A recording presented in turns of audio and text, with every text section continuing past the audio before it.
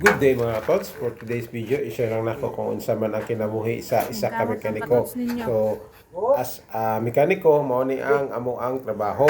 So, makita ninyo nga hugaw ang among kamot, hugaw among sanina, hugaw usay among nawong.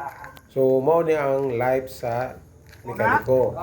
Kami pod nga mga mekaniko, kami ang tig-ayos ang mga daot para pareha nimo daot. Sa video nga ni mga katots, gi-request ta sa isa nato ka customer. Actually, itong time nga na, dili ko musugot kay siyempre ang wala man ta ginatawag nga home service. Since nga special request niya sa to ang customer mga katots, so naga-request po ko sa akong customer nga tagaan po special price ani mga katots kay kani manggod nga trabaho. Gawas ni sa amo ang shop, so ginatawag ni siya nga home service.